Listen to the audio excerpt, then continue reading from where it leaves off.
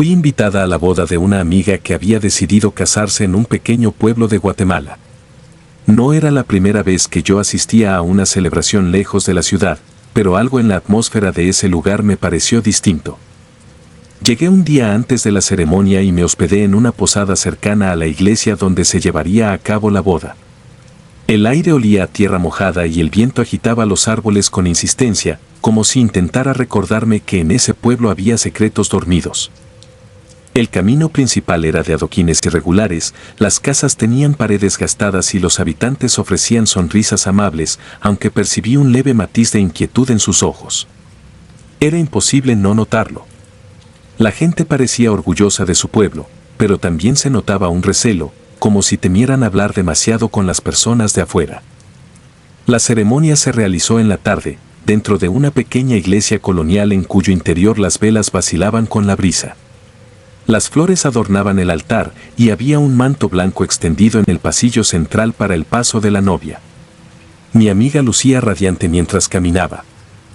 Llevaba un vestido de encaje y un velo fino, y sus pasos resonaban sobre los adoquines como un suave eco. Yo me senté en la última banca para tener una buena vista de toda la iglesia, y aún desde lejos pude sentir la emoción del momento. Ella se veía muy ilusionada.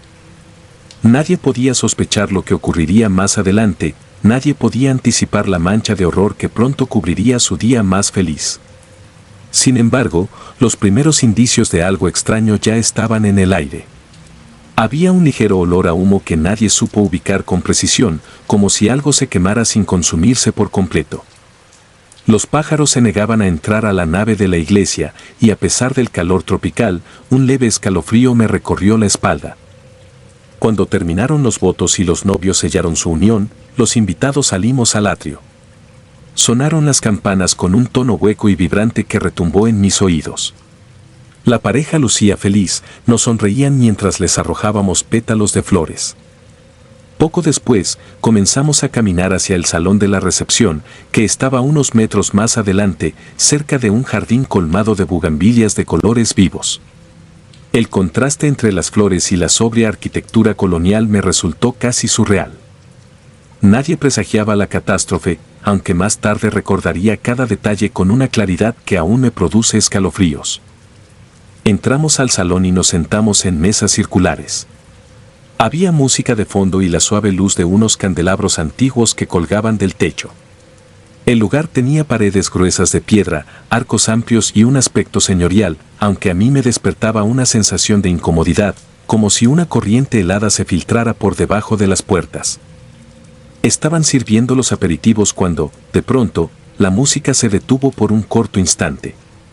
No sé si fue un fallo eléctrico o un simple tropiezo del equipo de sonido, pero aquel silencio breve pareció alargarse más de lo normal.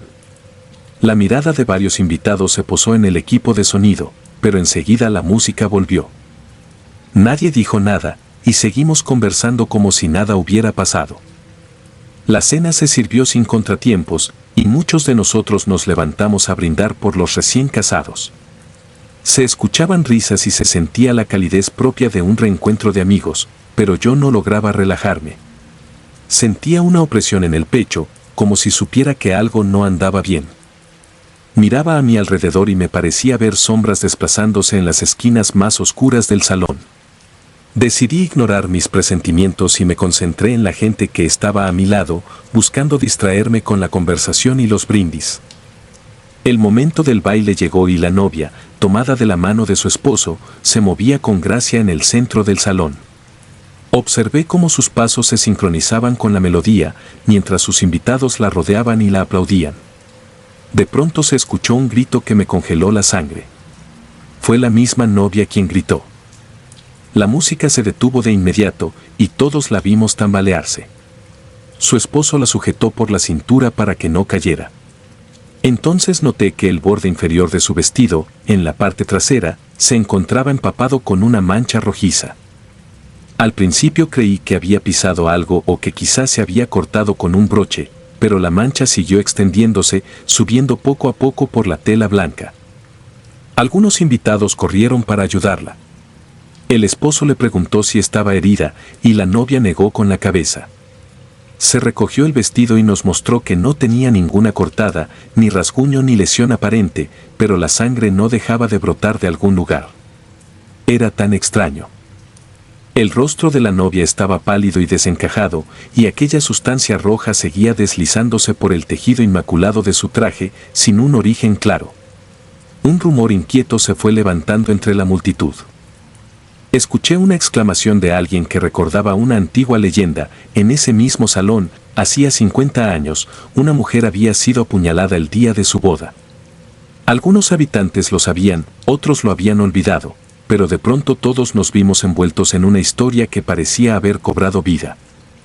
El temor comenzó a extenderse y el pánico se notaba en los ojos de los invitados. La novia, sin saber qué hacer, intentaba limpiarse la espalda con paños y servilletas, pero la sangre volvía a aparecer, como si emanara desde el centro mismo del vestido. Nadie lograba explicar cómo era posible. Algunos empezaron a murmurar que era un evento sobrenatural, que el espíritu de la mujer asesinada había regresado. Otros intentaban mantener la calma, proponiendo llevar a la novia a un hospital. Sin embargo, era evidente que no tenía heridas, así que resultaba absurdo. Mi respiración se volvió agitada y no podía apartar la vista de la mancha que se expandía. En medio de la confusión, vi que la novia comenzaba a temblar. Su voz sonó ronca cuando nos dijo que algo frío le tocaba la espalda. Ella lo describió como una mano helada, un contacto que no se apartaba, y empezó a entrar en un estado de shock. Tuve que acercarme para sostenerla del brazo mientras el novio la miraba con consternación.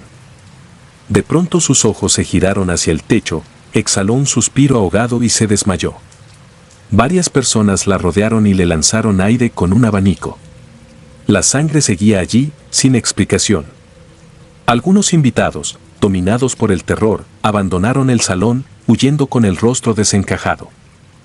Aún hoy puedo ver sus sombras corriendo hacia la calle, como si los persiguiera una presencia maligna. El novio decidió llevar a su esposa a una de las habitaciones que había en la parte trasera del salón. Yo lo seguí, junto con dos familiares cercanos de la novia. Era una habitación pequeña, con 2 sillas y un viejo espejo apoyado contra la pared. Entre todos la acostamos en una improvisada camilla y de inmediato tratamos de revisar de nuevo si tenía alguna herida. Nada. Su piel estaba fría y cubierta de sudor, y aunque temblaba, no presentaba rastro alguno de lesión. El misterio de la sangre en el vestido se hacía cada vez más denso. Algunos susurraban que tal vez era un mal augurio, una maldición. Otros querían llamar a un médico, pero dudaban de si la medicina moderna podía ayudar en un caso tan extraño. En ese punto comencé a sentir un cosquilleo en la nuca. Era una sensación de ser observada, como si hubiera alguien más en aquella pequeña habitación. No me atrevía a decir nada, pero estaba segura de que no estábamos solos. El silencio se interrumpía solo por la respiración agitada de la novia y la confusión del novio. Me acerqué al espejo viejo que estaba recargado en la pared. Lo cubría una ligera capa de polvo, pero desde mi posición pude ver una sombra detrás de nosotros. Al principio pensé que era mi propia silueta reflejada o la de otro invitado, pero noté que esa sombra se movía de forma independiente, como si flotara. Me quedé inmóvil, sin saber si estaba perdiendo la cordura. La oscuridad en el espejo parecía parpadear y un escalofrío helado me recorrió la espalda. Tragué saliva y aparté la mirada. Preferí concentrarme en la novia, que empezaba a recobrar el sentido. Una de sus manos agarró la mía con fuerza, sus ojos estaban llenos de pavor. Sus labios temblaban y balbuceó que había visto a alguien. No necesito describirlo con detalle, yo comprendí que algo más estaba sucediendo en ese lugar, algo que no se podía explicar con lógica. Me incorporé y le dije a los demás que la lleváramos de vuelta a la posada más cercana o que, incluso, la sacáramos del pueblo. Sin embargo, parecía incapaz de moverse. Se aferraba a la silla y decía que no quería caminar porque sentía que algo la seguía. En ese instante, una mujer mayor, posiblemente una de las damas que ayudaban en la organización de eventos, entró en la habitación con un rostro sombrío. Parecía saber más de lo que confesaba. Tomó un crucifijo de madera que llevaba colgado al cuello y comenzó a murmurar oraciones mientras se acercaba al vestido, empapado aún en sangre. Nadie sabía con certeza qué estaba haciendo, pero se notaba su convicción. La mujer explicó, con voz baja y firme, que hacía muchos años, en ese mismo salón, una joven fue atacada por un hombre que entró furioso buscando impedir el matrimonio de su antigua prometida. La apuñaló repetidas veces hasta arrebatarle la vida a la pobre novia, quien murió desangrada frente a todos. Contó que el asesino fue capturado tiempo después, pero que el lugar quedó marcado por la tragedia. Un silencio tenso se adueñó de nosotros. Sentía que el aire se hacía irrespirable. La mujer dijo que habían pasado exactamente 50 años desde aquel suceso y que ese día y a esa misma hora, el espíritu de la difunta solía manifestarse. Recordé cómo el párroco de la iglesia había comentado algo sobre el aniversario de un crimen durante el sermón, pero entonces lo había tomado como una anécdota local sin trascendencia. Ahora comprendía que aquello pesaba como una losa en la memoria colectiva del pueblo. Era como si la sangre de esa novia muerta hubiera encontrado una manera de surgir a través del vestido de mi amiga, reclamando justicia, o tal vez atrapando a la nueva novia en la misma maldición. El terror se volvió insoportable cuando la mujer mayor nos aconsejó sacarla del salón lo antes posible. Dijo que mientras estuviera allí, el espíritu tendría el poder de aferrarse a ella. El novio, sin pensarlo, cargó a su esposa en brazos y salimos corriendo por los pasillos. Detrás de nosotros pude escuchar un susurro casi imperceptible, algo como un lamento o un sollozo. Era como si una voz femenina susurrara plegarias inconexas, atrapada en un tiempo que no avanzaba. Aquello me hizo temblar, pero no paré de correr. Necesitábamos alejarnos de ese lugar cuanto antes. Logramos llegar hasta la calle. Varios invitados seguían ahí, asustados, mirando hacia el salón con una mezcla de incredulidad y horror. Algunos se habían ido, pero otros no se atrevían a marcharse sin saber cómo terminaba todo. El vestido continuaba manchado, la sangre no se secaba ni coagulaba, lucía tan fresca como si fuera reciente. Nadie entendía de dónde salía. Algunos quisieron seguirnos para ayudarnos, pero la mujer mayor les advirtió que era mejor no involucrar a más personas. «No se arriesguen», exclamó con tono serio, y la obedecieron. Yo no podía creer lo que estaba viviendo. Siempre pensé que las leyendas y las historias de fantasmas eran algo lejano, más propio de la ficción que de la realidad. Pero ese día descubrí que los horrores más terribles pueden aguardarnos en el momento y lugar menos esperados. El novio corrió con su mujer en brazos hasta la pequeña posada donde yo me hospedaba. La propietaria, sorprendida ante la escena, nos permitió pasar a una habitación en la planta baja, lejos de la vista de los curiosos. Allí volvimos a revisar el cuerpo de la novia, incapaces de encontrar algún corte o herida. Los bordes del vestido se pegaban a su piel, como si la sangre hubiera surgido de la nada y se hubiera filtrado entre cada capa de tela. Ella se retorcía en la cama, con la respiración agitada. Decía que en su mente aparecían imágenes de una mujer vestida de blanco, con el rostro cubierto de lágrimas y un puñal hundido en el costado. Nosotros tratamos de calmarla, pero sus ojos se llenaban de terror. Cada vez que los cerraba, gritaba como si viviera en carne propia esa muerte violenta. La noche avanzaba y la atmósfera del pueblo parecía más opresiva. No se oía el canto de los grillos ni el murmullo del viento, todo estaba en un silencio antinatural.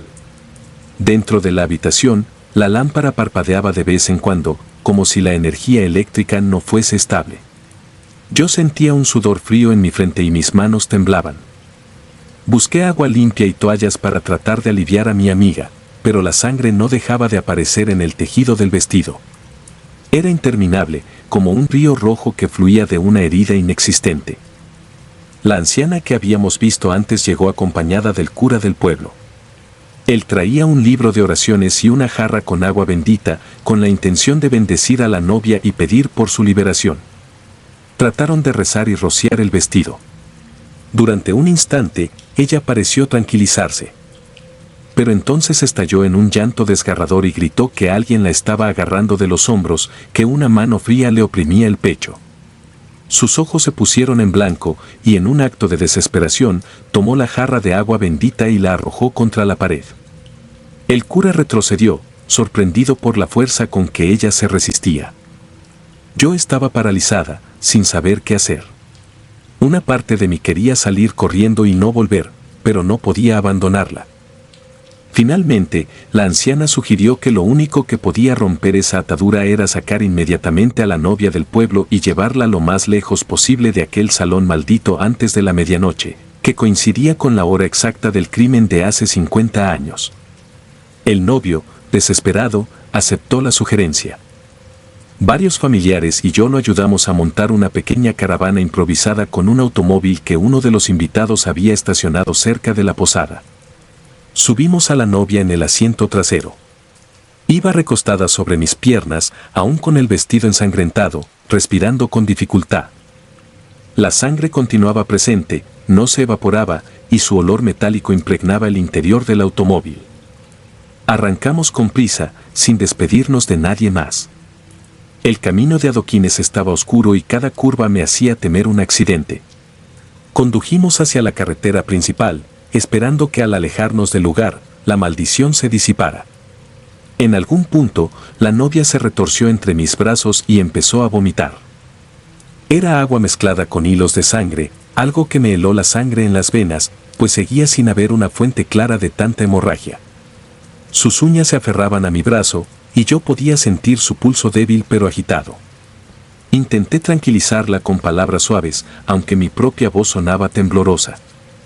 No tenía idea de si funcionaría, pero no podía rendirme. Tardamos casi media hora en salir del casco antiguo del pueblo. A medida que nos alejábamos, el aire parecía más respirable y, aunque seguía siendo de noche, la oscuridad no pesaba tanto sobre mi pecho. El novio conducía en silencio, con una expresión de angustia en su rostro, mientras observaba a su esposa por el espejo retrovisor. Casi llegando a la entrada de la carretera principal, noté que el vestido comenzaba a secarse. La sangre ya no manaba como antes, aunque seguía ahí, teñida y seca sobre la tela. Incluso la respiración de la novia se volvió más estable. Nos detuvimos un momento en la gasolinera que marcaba el límite del pueblo y encendimos la luz interna del auto para revisar a mi amiga. Tenía fiebre, pero al menos ya no gritaba ni veía apariciones. Le preguntamos si aún sentía esa mano fría en la espalda, y ella negó con la cabeza, sin fuerzas para hablar demasiado. Era la primera señal de alivio en toda la noche. Decidimos que lo mejor era llevarla a un hospital en la ciudad más cercana. Sin embargo, a pesar de que la sangre se había detenido, las marcas rojas en la parte trasera del vestido eran imposibles de ignorar. Mi amiga parecía ausente, con la mirada perdida, como si una parte de ella se hubiera quedado atrapada en aquel salón. Mientras reanudábamos la marcha, sentía un peso enorme en mi interior. Me estremecía al recordar esa sombra reflejada en el espejo y los lamentos que escuché tras nosotros. Sabía que sería difícil dejar atrás todo lo que había presenciado. No se trataba solo de un hecho inexplicable, sino del horror palpable de un evento sobrenatural que se había apoderado de la boda. El recuerdo de la mujer que murió apuñalada hacía tanto tiempo parecía haber reclamado su tributo en la sangre de la nueva novia, repitiendo una tragedia que se negaba a descansar. Cuando por fin llegamos al hospital, los médicos y enfermeros se quedaron perplejos al ver el vestido empapado de sangre sin herida alguna. La examinaron con detenimiento y aseguraron que, físicamente, estaba bien. Le administraron medicamentos para bajar la fiebre y la dejaron en observación. La novia durmió unas horas, aunque su sueño estuvo agitado por pesadillas. En algún punto de la madrugada, se despertó gritando que veía a la mujer en su habitación, de pie junto a la ventana.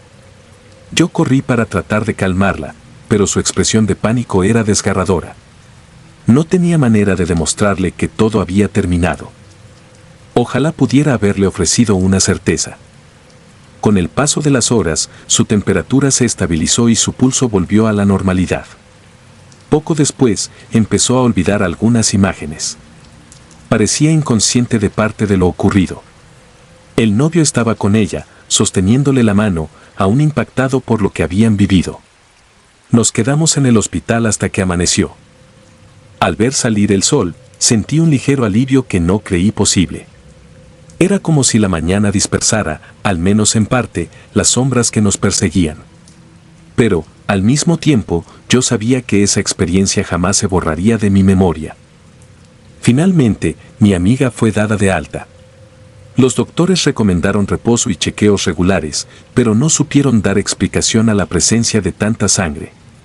El vestido quedó guardado en una bolsa, todavía manchado, como testimonio de un suceso que ninguna ciencia podía explicar. Nos alejamos de aquel pueblo guatemalteco, con la certeza de que algo siniestro habitaba en ese salón de recepciones y que las historias de fantasmas y tragedias pasadas pueden volver a la vida. Cada uno de nosotros quedó marcado por la experiencia, y yo apenas logro dormir sin revivir ese instante en que la novia gritó en medio de la pista de baile. Hasta el día de hoy, cuando cierro los ojos, puedo oír el eco de su voz y ver la mancha roja extendiéndose en la tela blanca, como un símbolo de una herida ancestral que no se ha cerrado. A veces me despierto en mitad de la noche imaginando que siento una mano fría tocándome la espalda, y cuando miro mi reflejo en el espejo, me invade el temor de encontrar algo que no corresponda a mi propio reflejo. Me persigue la idea de que esa presencia, esa sombra que exigía justicia, puede volver a manifestarse en cualquier momento y en cualquier lugar. No existe consuelo suficiente ante la posibilidad de que un suceso tan macabro pueda repetirse. No sé si esa alma en pena consiguió liberarse con la sangre derramada en la boda de mi amiga, o si continúa vagando por los pasillos de aquel salón, esperando la próxima ocasión para revivir su tragedia. Lo único que sé es que esa noche lo cambió todo. Cada vez que vuelvo a pensar en bodas, en el bullicio de invitados y en vestidos blancos, me asalta un escalofrío involuntario. He intentado convencerme de que fue solo una pesadilla, pero no hay manera de ignorar el hecho de que múltiples testigos vimos el vestido empaparse de sangre sin lesión física alguna. Fue real. Ocurrió ante nuestros ojos y queda clavado en mi memoria como la más horrible escena que haya presenciado. He descubierto que el horror puede habitar cualquier celebración y transformarla en un episodio de pesadilla. A partir de entonces, un velo de desconfianza me cubre cada vez que escucho las campanas de una iglesia anunciando un matrimonio. Porque, a veces, incluso en el día más feliz, la muerte puede presentarse sin aviso, reclamando su propio sitio entre nosotros.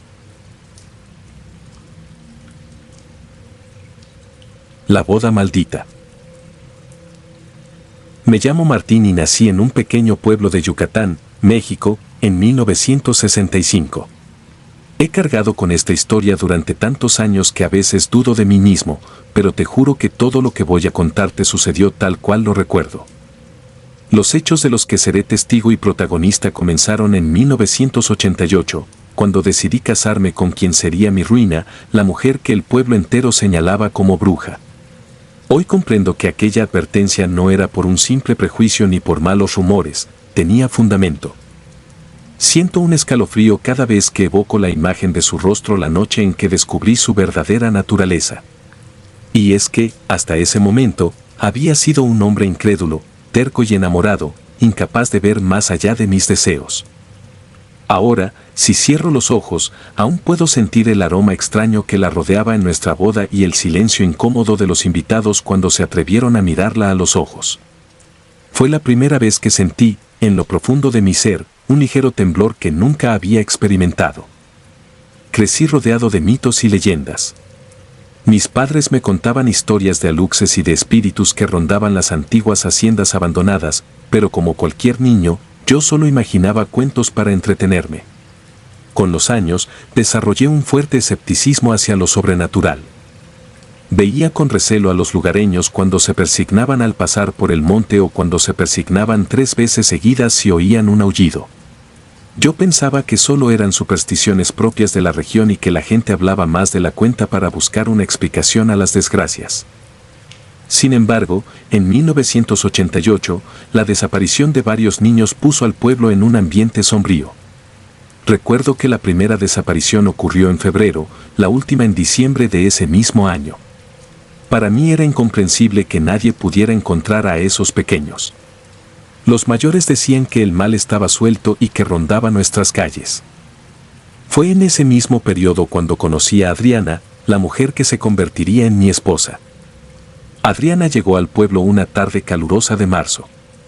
Era delgada, de cabello negro y con unos ojos tan profundos que parecían vacíos. La conocí en la plaza principal, bajo la sombra de un árbol. Se me acercó para preguntarme cómo llegar al cenote más cercano porque, según me dijo, tenía curiosidad por conocer esos pozos de agua cristalina tan típicos de la región. Nuestra conversación fue breve y, a pesar de su mirada penetrante, me resultó agradable. Noté que hablaba poco, pero cada palabra salía de su boca con una cadencia hipnótica. Pensé que solo era una mujer reservada. Jamás se me pasó por la cabeza que pudiera haber algo siniestro en ella. Yo me ofrecí a guiarla al cenote y ella aceptó con una sonrisa tenue. Todavía recuerdo el escalofrío que sentí cuando rozó mi mano, como si su piel estuviera más fría de lo normal pese al calor del día. Pronto la gente comenzó a advertirme que tuviera cuidado con esa muchacha. Los rumores se expandían como pólvora, decían que la veían salir por las noches hacia el monte, que hablaba con voces extrañas mientras caminaba entre sombras, e incluso que la habían sorprendido merodeando por casas de familias que luego perderían a un hijo. Para mí, nada de eso tenía sentido. Era cierto que Adriana tenía hábitos un tanto inquietantes, como su afición por vagar sin rumbo a altas horas de la noche, pero nunca encontré razones para desconfiar de ella. Cada vez que le preguntaba por sus paseos nocturnos, solo me respondía que necesitaba sentir la libertad del viento y que se calmaba observando la luna. Yo, hechizado por su presencia, no veía motivo para juzgarla. Con el paso de los meses nos fuimos acercando más. Me enamoré de su sonrisa apenas perceptible y de sus silencios que me invitaban a llenar los espacios con mis propias palabras. Aunque el pueblo continuaba susurrando advertencias, mi terquedad y mi ceguera me llevaron a pedirle matrimonio. Un día, tomé valor y le planteé la idea de casarnos. Ella me miró largo rato y aceptó con algo que no describiría como alegría, sino más bien como una calmada resignación. Fue en ese instante que un presentimiento extraño me recorrió el cuerpo, una intuición que me decía que tal vez no debía continuar, pero no le hice caso. Preparé todo para la boda lo más rápido que pude. La fecha quedó fijada para el 17 de octubre de 1988. El día de la boda amaneció nublado. En Yucatán, el clima puede ser traicionero, un momento brilla el sol y al siguiente te sorprende la tormenta. Yo tenía algo de nervios, como es natural en el día de la unión, pero intentaba ocultarlo con una sonrisa. Sin embargo, había un silencio en el ambiente, como si todos estuvieran esperando a que sucediera algo terrible en cualquier momento. En la iglesia, noté la ausencia de algunos vecinos que se habían negado a asistir. Incluso las flores en el altar parecían mustias, a pesar de haber sido colocadas apenas una hora antes. Cuando Adriana entró, sentí un nudo en el estómago. Llevaba un vestido blanco sin encaje ni adornos, un atuendo muy sencillo para la ocasión, y su mirada continuaba siendo enigmática, casi impenetrable. Al darle el sí, acepto, me temblaron los labios, pero atribuía todo ese temblor a los nervios propios de casarse. La fiesta tuvo lugar en mi casa, con poca comida y música de un trío de trova. La gente parecía no querer bailar cerca de mi nueva esposa. Hasta mis padres, que siempre habían sido muy hospitalarios, se mostraban distantes con ella. Noté varias miradas de inquietud y algunos abandonaron la celebración antes del anochecer. Traté de no darle importancia, pues yo estaba dispuesto a defenderla ante cualquier murmullo. Cualquier cosa que dijeran era, según mi pensamiento de ese entonces, producto de las habladurías. Así llegó el momento de la medianoche, cuando los últimos invitados se marcharon. Fue la primera vez que me quedé a solas con Adriana como marido y mujer. Todo parecía en calma, pero en la oscuridad de la casa sentí una presencia distinta. Algo que me erizaba la piel y que no podía explicar. Ella permanecía sentada, muy quieta, en la esquina más oscura de la sala, casi sin parpadear. Parecía absorta en pensamientos que no me atrevía a preguntar. Pasaron un par de semanas relativamente tranquilas. Sin embargo, un nuevo caso de desaparición infantil sacudió al pueblo. Esta vez fue la hija de un trabajador de la hacienda cercana. Tenía 5 años y la vieron por última vez cerca del monte, donde casualmente algunos vecinos aseguraron haber visto a Adriana esa noche. Nadie se atrevió a confrontarla directamente, pero las miradas de desconfianza sobre mi esposa eran cada vez más notorias. Yo continuaba defendiéndola con vehemencia, diciendo que la gente buscaba un chivo expiatorio para justificar su miedo.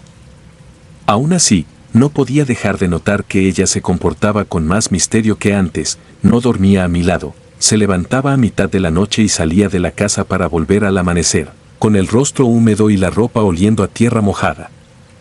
Una madrugada, me armé de valor y decidí seguirla en secreto. Ella salió, sigilosa, sin encender la luz.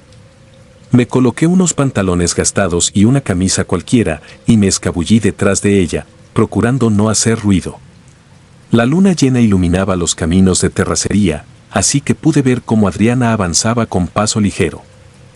Sentí pavor al darme cuenta de que no la veía tropezar ni dudar, como si pudiera ver perfectamente en la penumbra. La seguí hasta el cenote, el mismo donde la había llevado aquel primer día.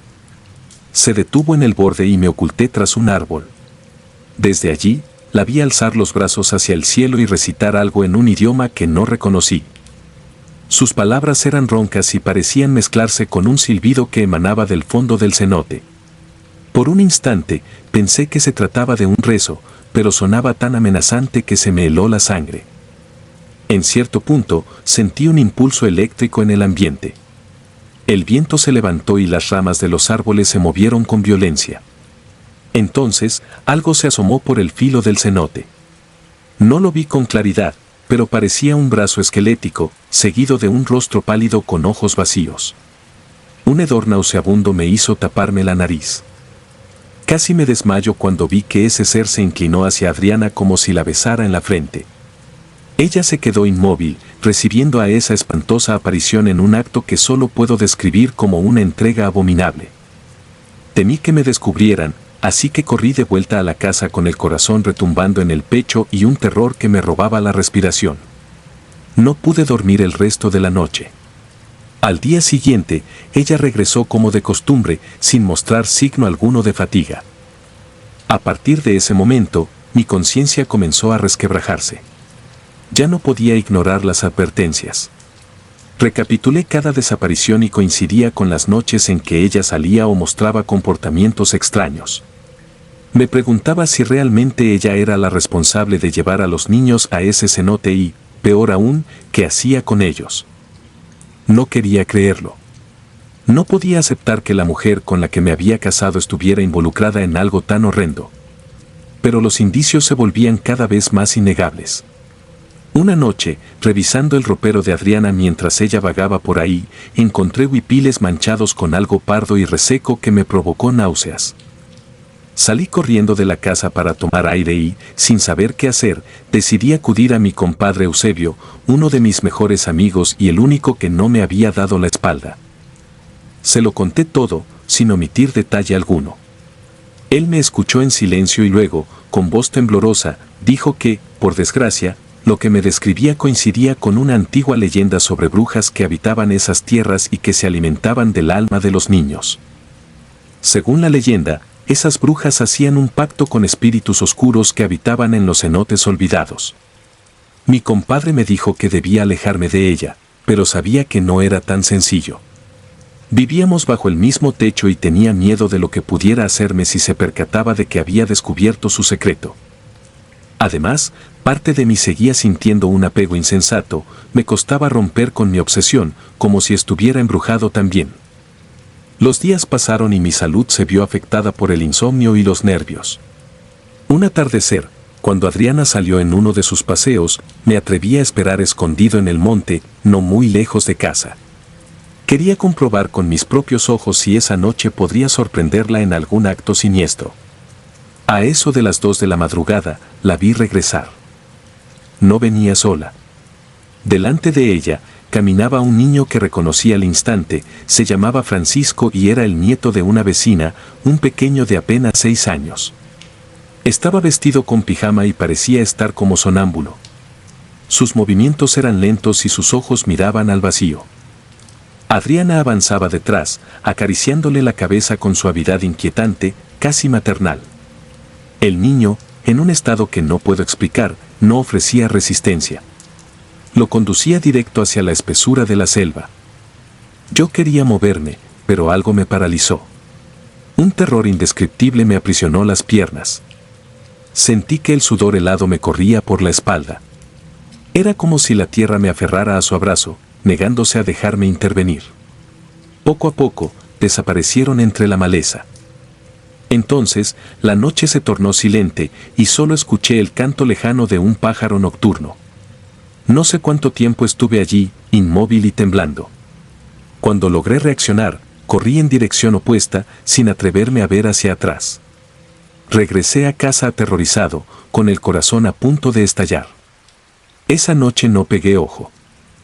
Me la pasé sentado en un rincón, abrazándome las rodillas, intentando convencerme de que todo era un mal sueño. Al amanecer, Adriana volvió, pálida y con una expresión mezcla de satisfacción y cansancio. Ni siquiera me dirigió la palabra. Se metió a nuestro cuarto y durmió hasta bien entrada la tarde. Yo la observaba desde la entrada, preguntándome quién o qué era en realidad.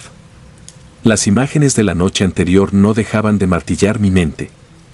Tuve que confrontarla, aunque no sabía cómo hacerlo sin ponerme en riesgo. Cuando despertó, la miré y notó mi expresión de espanto. Sentí que comprendía perfectamente lo que había descubierto. No me habló. Ni siquiera movió los labios.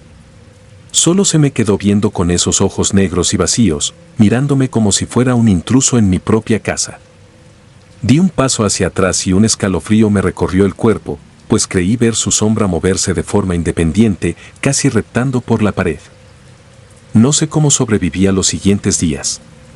Me encerraba en mi cuarto y, cuando ella salía, me armaba de valor para revisar cada rincón de la casa, esperando no encontrar nada peor. En una de esas búsquedas descubrí, bajo las tablas flojas del piso, una especie de altar rudimentario. Había velas consumidas, amuletos tallados en hueso y un frasco con un líquido espeso de color marrón oscuro, dentro del cual flotaban pequeñas figuras como de cera y cabello enredado.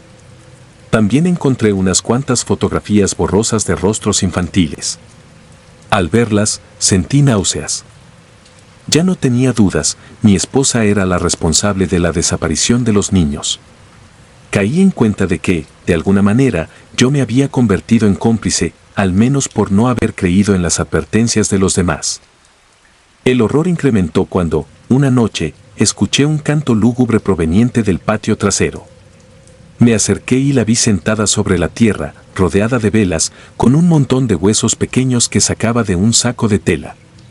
Parecían huesos de niño. Los acomodaba formando un círculo, y su voz parecía la de muchas personas al mismo tiempo.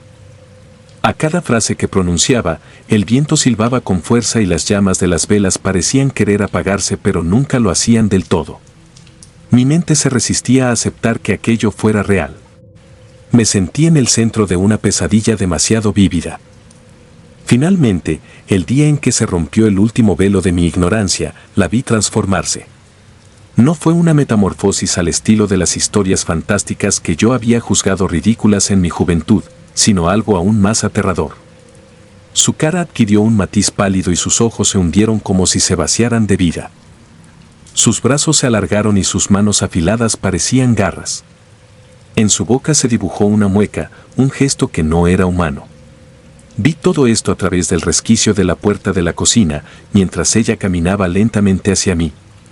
No sabía si lo hacía consciente de mi presencia o si seguía inmersa en ese trance de bruja que tanto había temido. El terror me paralizó, pero, al mismo tiempo, mi instinto de supervivencia salió a flote y eché a correr sin mirar atrás. Oí un gruñido profundo, casi animal, a mis espaldas. No sé cómo lo logré, pero conseguí llegar a casa de mi compadre Eusebio. Le conté entre gritos y llantos lo que había presenciado, y él, con el rostro ceniciento, me ofreció refugio. Al día siguiente, con la ayuda de algunos lugareños que, aunque asustados, decidieron actuar, regresamos a mi vivienda. Dentro, todo estaba en silencio.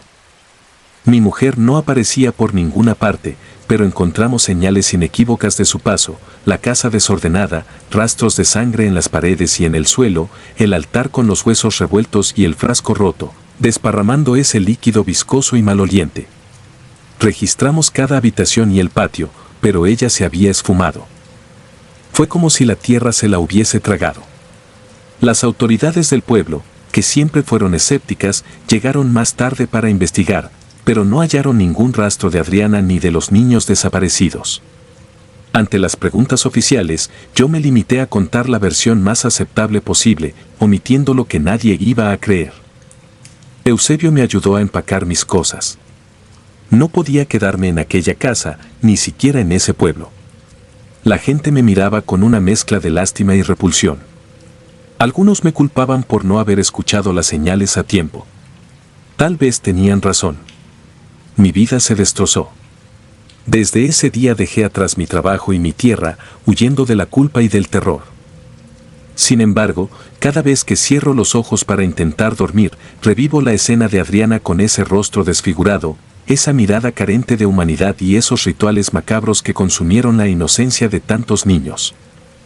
He tratado de rehacer mi vida en otro lugar, lejos de Yucatán, y con el paso de los años he compartido esta historia solo con contadas personas. A la mayoría le parece un delirio de mi parte, un cuento que busca justificar mi tragedia personal. Yo no insisto en convencer a nadie, sé muy bien lo que vi. Nunca se encontraron los cuerpos de los pequeños, ni a mi esposa. Lo único que quedó fue el rastro de maldad y la huella imborrable que se instaló en mi mente. A veces, muy de madrugada, me despierto con la sensación de que ella está mirando por la ventana, con esos ojos vacíos clavados en mí. Quizás solo es mi imaginación que no me deja en paz. O tal vez sea su espíritu que todavía ronda, esperando el momento oportuno para completar algún ritual inconcluso. He vivido con este peso durante años, y no pasa una sola noche sin que recuerde el día en que pronuncié mi voto matrimonial ante una presencia maligna que yo, en mi ceguera, confundí con una mujer reservada.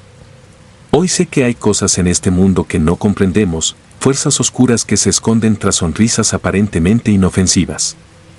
Uno puede pensar que vive en un lugar simple y tranquilo, pero el mal puede anidar en cualquier rincón. Yucatecos o no, todos estamos expuestos a fenómenos inexplicables que anidan en la sombra de la ignorancia y el escepticismo. Escribo esto con la esperanza de que alguien lo lea y, si se encuentra en una situación similar, preste atención a las señales que el entorno le regala. Ojalá pudiera retroceder en el tiempo y poner más atención a los consejos de quienes me advirtieron.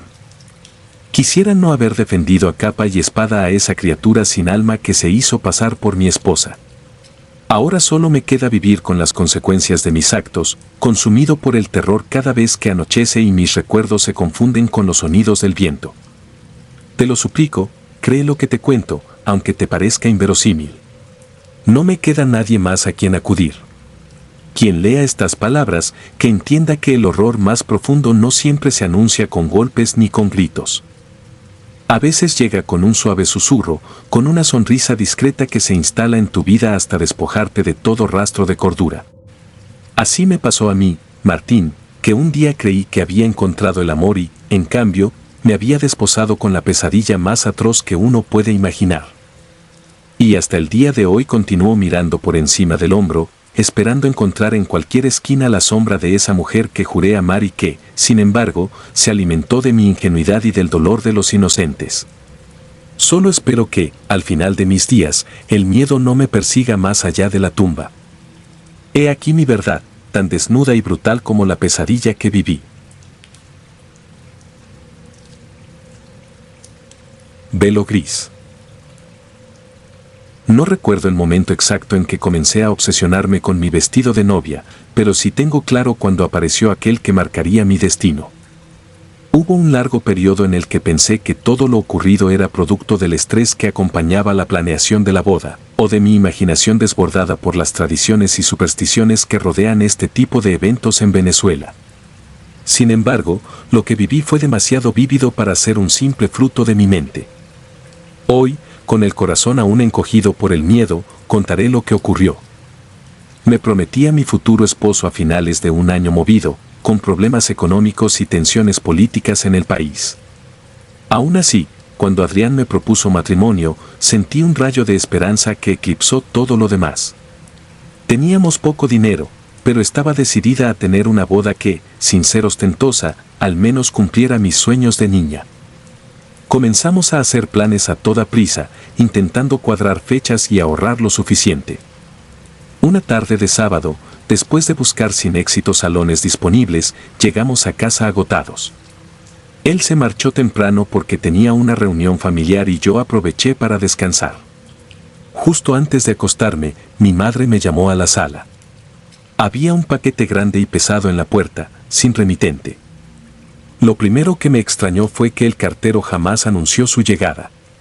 Por mi cabeza pasaron 1000 preguntas. ¿Quién enviaría algo tan grande a esta hora? ¿Sería un regalo de boda adelantado de algún pariente lejano? Rasgué con cuidado la cinta adhesiva y abrí la caja. Dentro había un vestido viejo, amarillento, con restos de polvo que se arremolinaban en el aire al moverlo. Tenía un velo gris, tan maltratado que sentí un escalofrío al tocar su tela áspera. No pude evitar pensar que alguien había tomado la peor broma posible, enviar un traje de novia que parecía sacado de una tumba. Recuerdo que, en ese instante, un presentimiento terrible se apoderó de mí. Algo en aquel vestido no estaba bien. Estaba sucio, con manchas oscuras en las mangas y una especie de ruedo rasgado. Por más que quise encontrarle algo positivo, no pude. Su apariencia evocaba una historia trágica que no me atrevía a descifrar. Sin embargo, mi curiosidad me impulsó a revisarlo a fondo. Cuando intenté sacudir el polvo para ver mejor los detalles, mi nariz empezó a sangrar de inmediato. Jamás había experimentado una hemorragia tan intensa. Era como si el contacto con esa tela antigua hubiese desencadenado un estallido interno. Me apresuré al baño a buscar papel, pero el sangrado tardó varios minutos en parar. Algo así no era normal en mí. Desde entonces, la sensación de tener un objeto maldito en casa se hizo insoportable. Mi madre, que también vio el vestido, no dejó de persignarse y rezar en voz baja.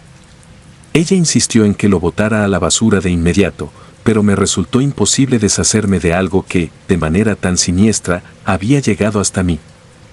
Tal vez era el morbo de querer descubrir su origen, o quizá alguna pulsión más profunda que me impedía cortarle el paso a lo desconocido. Esa misma noche no pude dormir.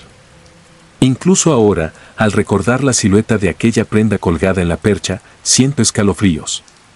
De algún modo, terminé poniéndolo en una bolsa negra y guardándolo en un baúl del cuarto de servicio. Creí que, si lo mantenía lejos de mi vista, podría seguir mi rutina sin sobresaltos. Al día siguiente, me desperté con la cara pálida, como si llevara horas sin conciliar el sueño. Me dolía la cabeza.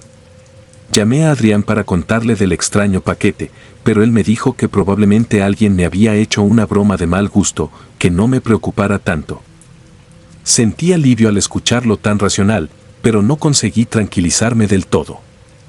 Con el transcurrir de la semana, cada paso que daba en la organización de la boda se sentía pesado. Hubo llamadas extrañas que colgaban al segundo de yo contestar. Empecé a notar que las flores que iba escogiendo para el centro de mesa se marchitaban con rapidez inusual. La modista a la que le había encargado mi vestido real me canceló la cita varias veces, alegando problemas de salud. Era como si una sombra siguiera mis pasos y estropeara cada detalle de mi matrimonio. Una noche, mientras ordenaba papeles de la boda, escuché un golpe proveniente del cuarto de servicio. Mi madre no se encontraba en casa. Con el corazón en la garganta, caminé hasta allá sintiendo que los latidos se me saldrían del pecho. Abrí la puerta y me golpeó el olor a humedad, más fuerte de lo normal, casi fétido. Todo parecía en su lugar, excepto que el baúl donde había guardado la bolsa negra estaba abierto. La tapa de madera crujía, como si alguien la hubiese forzado. Miré dentro y no vi la bolsa por ningún lado. Estuve rebuscando por varios minutos, sacando utensilios viejos y cojines rotos, hasta que hallé la bolsa tirada en un rincón. Lo extraño fue que la bolsa estaba rota, con la tela del vestido esparcida por el suelo. Acaricié apenas un retazo y sentí una punzada aguda en los dedos, como si la fibra misma me quemara la piel. En un impulso desesperado, recogí aquel vestido y lo arrojé con furia a la basura. Ya no podía soportar la idea de tenerlo en casa. Entonces, recordé las palabras de mi madre: no llames a la desgracia quedándote con cosas desconocidas. Esa frase retumbaba en mi cabeza. Decidí que había llegado el momento de librarme de él para siempre, o eso pensé. Al día siguiente, sin decir nada a nadie, salí al callejón trasero con la bolsa en mano. Teníamos allí un contenedor grande de desperdicios.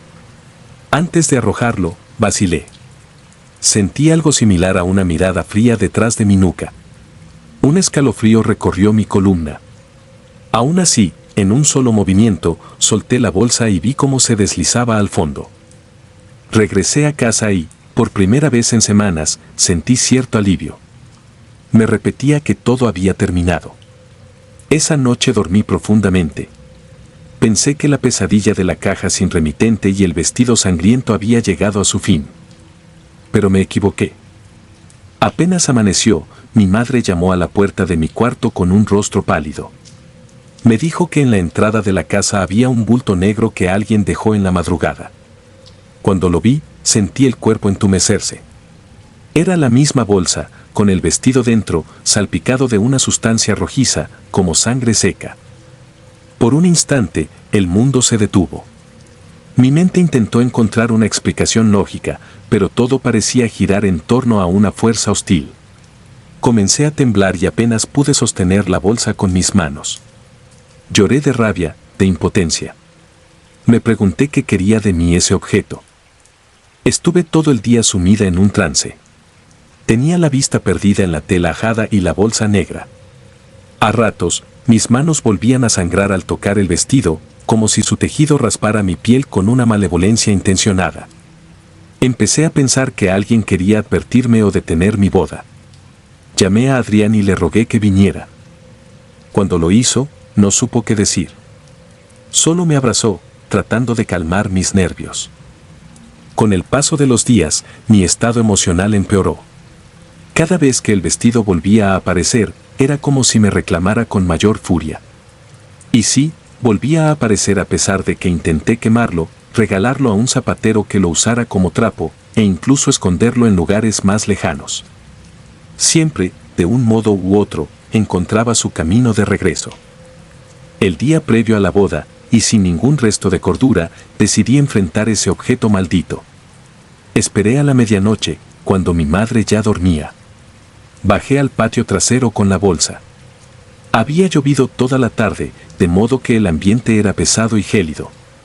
Coloqué el vestido en el suelo, bajo un farol tenue, y empecé a examinarlo con calma. Lo extendí por completo sobre el cemento húmedo. Tenía rasgaduras en la parte baja y un velo sucio y gris que apenas se sostenía. Al buscar costuras en su interior, encontré algo que heló mi sangre, un nombre bordado con hilos rojos y casi desteñidos. Decía Violeta. Fue la primera vez que me topé con cualquier indicio de quién pudo ser su dueña. Quise saber más, así que forcé la tela buscando más rastros. Entre los pliegues había una etiqueta amarillenta con letras casi borradas y una fecha, 1975. Saqué fotos con mi teléfono y me quedé paralizada.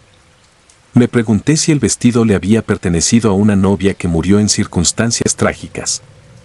Lo cierto era que cada vez tenía más la impresión de que estaba poseído por la presencia de alguien que no descansaba en paz. De pronto, escuché un susurro, un lamento leve que pareció salir de la noche. Sentí un olor ferroso, entre la sangre y el moho. Quise incorporarme, pero mis piernas no respondían. El farol titiló 2 veces y se apagó. Me encontré de rodillas en la oscuridad, con el vestido aún en mis manos. Allí, experimenté una sensación como de manos heladas rodeando mi cuello. Podía jurar que algo o alguien me tocaba, tratando de asfixiarme.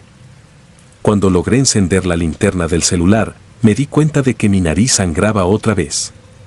Las gotas iban cayendo sobre el vestido, empapándolo de un rojo reciente. Comencé a llorar y sentí que mi respiración se entrecortaba. No sé cuánto duró ese terror. Me pareció una eternidad. Al día siguiente, me obligué a seguir adelante con la boda. Tenía que superar el miedo por la familia, por Adrián, por mí misma. Pensé que, si conseguía casarme y cerrar ese ciclo, tal vez rompería la maldición. Así que me tragué el terror y me alisté. La ceremonia estaba programada para las 5 de la tarde en una iglesia modesta. El tráfico nos atrasó y llegamos casi a oscuras. Mientras me ayudaban a bajar del auto, noté la expresión de temor en el rostro de mi madre. Ella me susurró que se sentía mal, que desde la mañana había tenido escalofríos. Le pedí que se calmara. Yo también estaba al borde de la locura, pero ya no había marcha atrás. Avancé por el pasillo central de la iglesia con un vestido blanco nuevo, el que había logrado conseguir a última hora con otra modista. Me pareció ver algo moverse en las sombras de los pilares. Tal vez fuera mi imaginación. Aún así, un presentimiento me dijo que el otro vestido, el maldito, estaba allí, acechándome. La ceremonia se desarrolló con normalidad aparente hasta que el sacerdote me pidió el ramo para bendecirlo. Al extender la mano, me di cuenta de que mis dedos temblaban. El padre preguntó si me sentía bien y asentí con un nudo en la garganta. Mientras pronunciábamos los votos, comencé a oír un murmullo lejano, como un canto fúnebre. Ni Adrián ni los invitados parecían notarlo. El intercambio de anillos se convirtió en una tortura porque el sonido en mi cabeza aumentaba cada vez más. Traté de concentrarme en la mirada de mi novio, pero sentía que algo se retorcía detrás de mí. Fue entonces cuando vi, por el rabillo del ojo, una figura femenina vestida de blanco al fondo de la iglesia. Su vestido no brillaba como el mío, sino que estaba empapado en polvo y manchas extrañas. Sentí el corazón detenerse.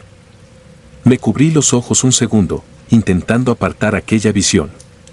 Pero cuando volví a abrirlos, la figura seguía allí, inmóvil, con el velo gris cubriendo su rostro.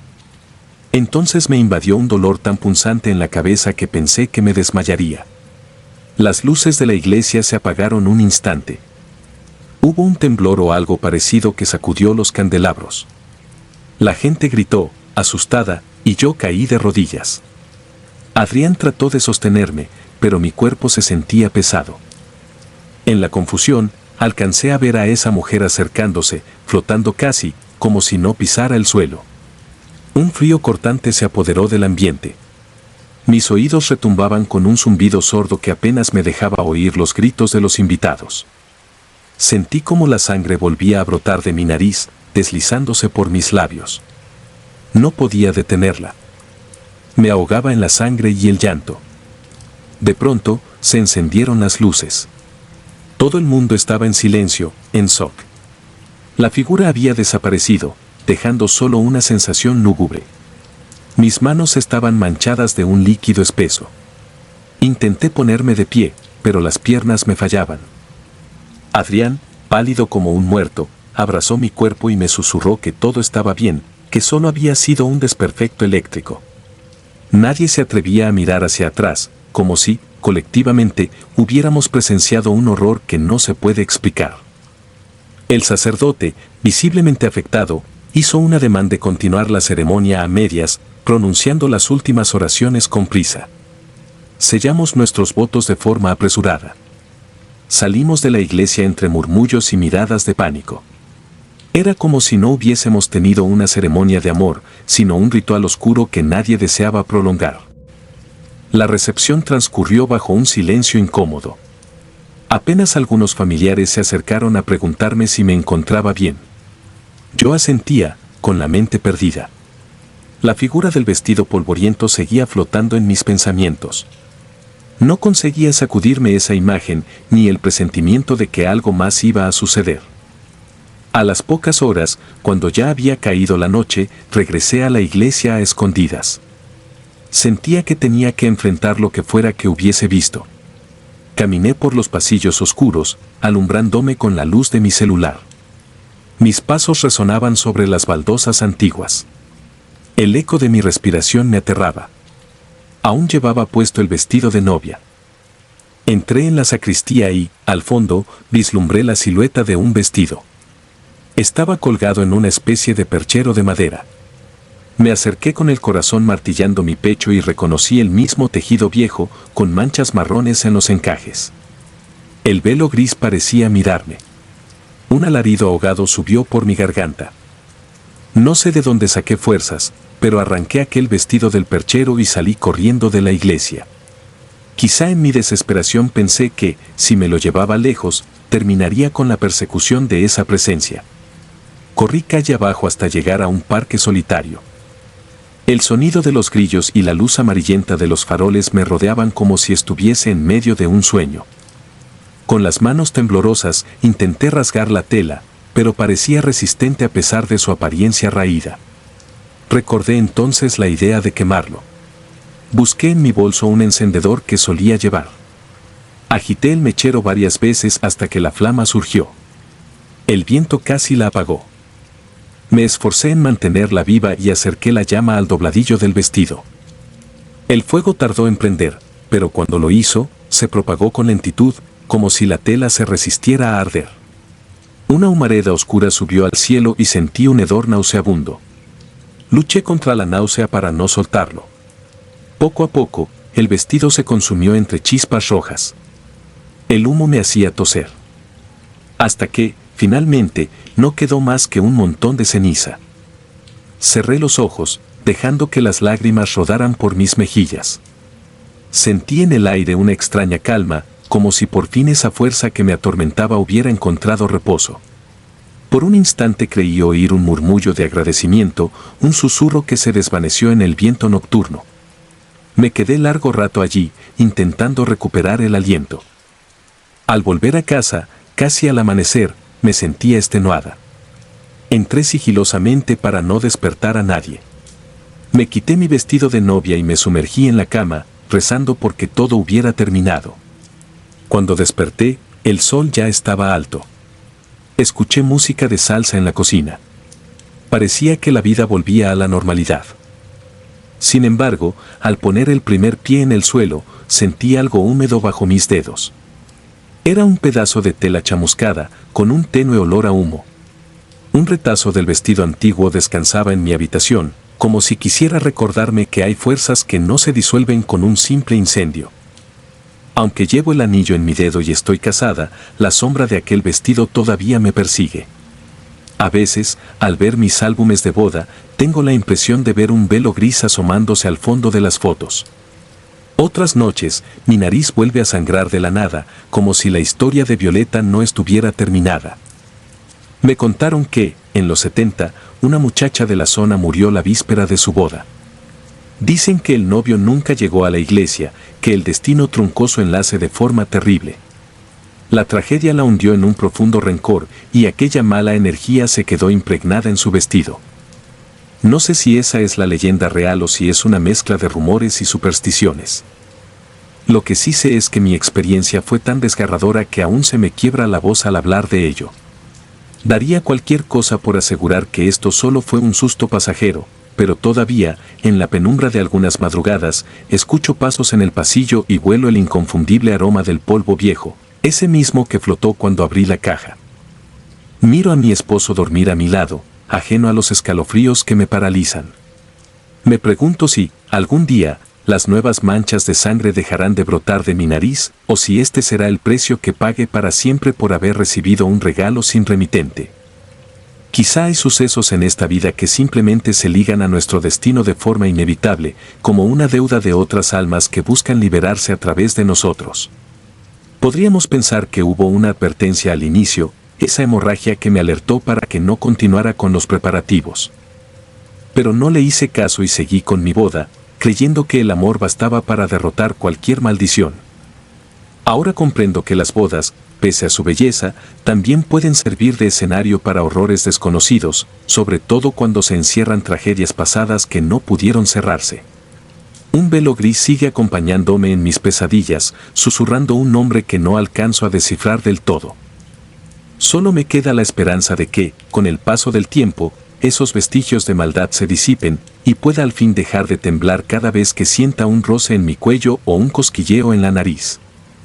Sin duda, lo ocurrido es la prueba de que hay historias que no terminan en muerte, sino que se trasladan como un legado maldito al siguiente desprevenido que las recibe. Hoy, mientras escribo esto, escucho un golpeteo hueco en el patio trasero y no sé si atreverme a mirar. Prefiero rezar en silencio y esperar que nada salga de las sombras. Aún no tengo la fortaleza para enfrentarme de nuevo con un pasado que no me pertenece, pero que me eligió para narrar su horror. Y aunque lo queme 1000 veces, presiento que el velo gris de ese vestido siempre encontrará la manera de recordarme que, en algunos rincones de nuestro mundo, hay sufrimientos tan intensos que se rehúsan a desaparecer. Tierra de Panteón. Recuerdo el día de mi boda como si estuviera atrapado en un sueño macabro, aunque al principio todo parecía normal. Esa mañana me levanté con la emoción palpitando en mi pecho. No dormí mucho la noche anterior, pero no era por nervios, sino por la profunda certeza de que todo marcharía bien. Había esperado tanto ese momento. Mi prometida y yo habíamos planeado cada detalle de la celebración con amor y dedicación. Nada parecía fuera de lugar hasta que, un par de horas antes de la ceremonia, noté que un escalofrío recorría mi espalda sin motivo alguno. El lugar estaba decorado con flores blancas y cintas doradas que colgaban del techo. Los invitados llegaban con sonrisas luminosas y abrazos de felicitación. Podía ver la alegría sincera en sus miradas y supuse que era el resultado de ver a dos personas que se amaban dispuestas a dar ese paso tan importante. Mis padres me dijeron que mi traje lucía impecable y que mi rostro mostraba una combinación extraña de euforia y ansiedad. Todo, sin embargo, empezó a tomar un matiz distinto cuando sentí un persistente hormigueo en mis manos. No presté demasiada atención a ese síntoma que atribuía a la emoción del evento. Me dediqué a saludar a la gente y a asegurarme de que todo transcurriera como lo habíamos imaginado. Para mi sorpresa, minutos antes de la ceremonia, me enteré de que mi exnovia estaba entre los presentes. Me pareció extraño, ya que no habíamos terminado en buenos términos y jamás le envié invitación. Nadie supo explicarme cómo llegó hasta ahí. Pensé que tal vez mi madre o alguna persona cercana, en un intento de cortesía malentendida, le había dado la hora y el lugar. Decidí ignorarlo para no dejar que su presencia opacara ese día tan especial. La ceremonia comenzó con normalidad. Mi prometida apareció en el pasillo vestida de un blanco puro, radiante y conmovedora. Caminó hacia mí con paso firme, pero cuando me miró percibí en sus ojos un leve temblor. Me sonrió, pero sus facciones estaban tensas. Su mano temblaba al tomar la mía. Aún así, el oficiante continuó con sus palabras y ambos intercambiamos votos. El momento en que nos declararon marido y mujer pasó en un suspiro extraño. No sé cómo describirlo, sentía un aire pesado alrededor, como si una niebla invisible se expandiera sin que nadie más la percibiera. Después de la ceremonia, fuimos a celebrar. Las fotos, la música y el banquete parecían normales, pero mi esposa empezó a sentir náuseas. Su rostro se puso pálido y sus manos comenzaron a temblar en exceso. Algunos invitados pensaron que era simple agotamiento, pero yo supe que algo iba mal. Lo más perturbador fue que noté una mirada fija en su dirección.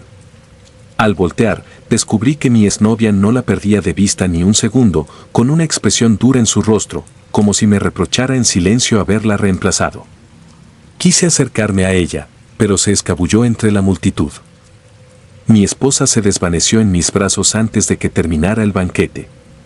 Corrimos a un hospital cercano, en medio de un caos que borró cualquier atisbo de felicidad de ese día.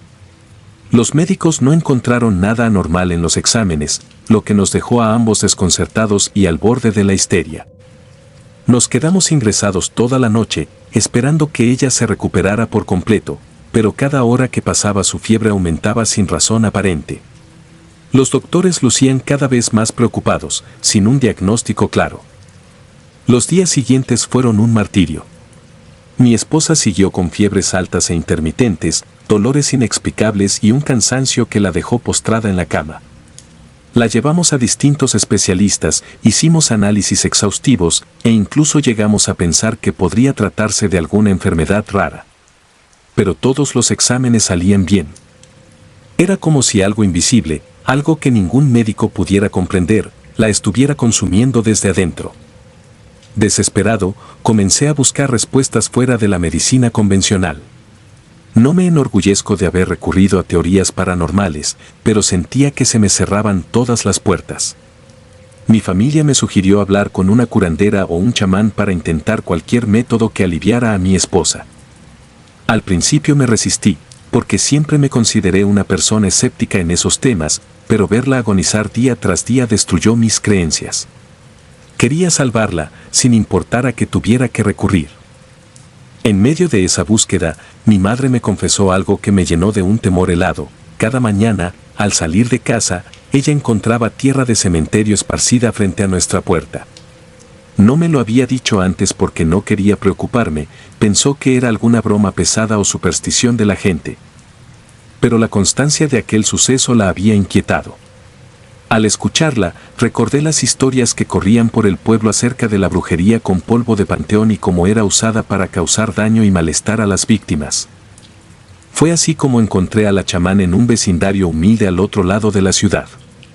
Era una mujer anciana, con el cabello cano y la mirada severa, que escuchó mi relato sin sorprenderse. Analizó la situación y me dijo que lo que mi esposa sufría era el resultado de un trabajo de brujería hecho con fines destructivos y alimentado por un resentimiento personal. Supe de inmediato que mi ex podía estar detrás de todo esto, pues meses antes había mostrado signos de obsesión y rabia cuando le conté que me iba a casar. La chamán me pidió que trajera a mi esposa para realizarle una limpia espiritual. Nos recibió en un cuarto lleno de velas encendidas y un humo denso de hierbas desconocidas. Cuando mi mujer entró, se desvaneció de nuevo, como si algo en ese ambiente la reventara por dentro. Con cuidado, la recostamos en una camilla improvisada. La anciana pasó por encima de ella varios ramos de plantas, acompañados de cánticos que ponían la piel de gallina. Aunque todo me parecía sacado de una película de terror, ver la expresión de mi esposa, que parecía debatirse entre el dolor y la confusión, me hizo creer que tal vez ese ritual era nuestra única esperanza. La curandera terminó el rito en silencio. Guardó los restos de las hierbas en un frasco y me pidió que la acompañara a un cuarto trasero. Con un tono de voz grave, dijo que debía romper el trabajo en el mismo lugar en donde fue originado o encontrado. Me preguntó si yo sabía dónde se había hecho el ritual. Me habló de la necesidad de ir al cementerio para buscar una ofrenda o un objeto que representaba la fuente de la brujería. Me asustó la idea, pero la determinación de salvar a mi esposa pudo más. Asentí con la cabeza, dispuesto a hacer lo que fuera necesario. Esa noche regresé a casa y dormimos unas pocas horas. Mi esposa no mejoraba, y mi mente divagaba entre la rabia y la desesperación. Soñé con sombras que rodeaban su cama, susurrando su nombre mientras se alimentaban de su espíritu. Desperté sobresaltado, sudando, sin estar seguro de si había sido una pesadilla o si seguía atrapado en ella. A la mañana siguiente, mi madre volvió a encontrar tierra de panteón en la puerta, mezclada esta vez con un frasco diminuto que contenía lo que parecían cabellos y uñas. Sin pensar, lo tomé con cuidado, lo envolví en un paño negro y me dirigí al cementerio lo más pronto que pude. El lugar tenía un aspecto desolador, con lápidas antiguas y mausoleos a medio derrumbar. Caminé por los pasillos de tierra y grava, sintiendo un escalofrío que me calaba los huesos. A cada paso, me parecía escuchar voces lejanas, como lamentos que se perdían en la brisa. No quería dejarme llevar por el terror, pero mi instinto me gritaba que diera la vuelta y me marchara. Era imposible ignorar la energía pesada que flotaba en ese lugar.